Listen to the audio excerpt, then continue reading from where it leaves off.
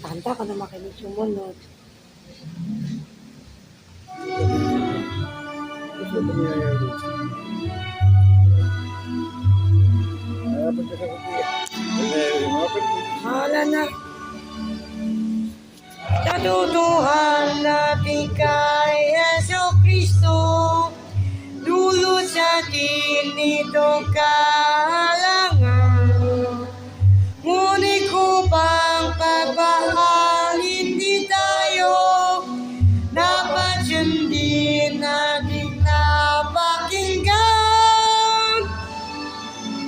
Makinig at sumunod sa kalooban ng Diyos, upang ika'y pagmahalik lubos. Makinig at sumunod. Ating buhay tulad ng isang bahay na tinayo sa batong matibay. Kung turo ni Kristo ang siya'y pagtubay, buhay natin ay magtatagumpay. Makinig at sumunod sa kalooban ng Diyos, upang ika'y pagmaaring lubos.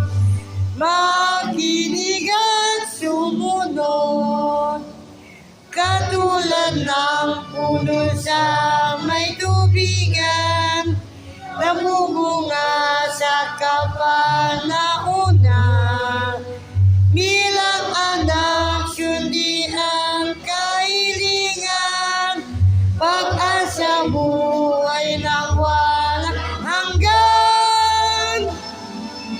Makinig at sumunod sa kalooban ng Diyos, upang ika'y pagpaalig lubos. Makinig at sumunod.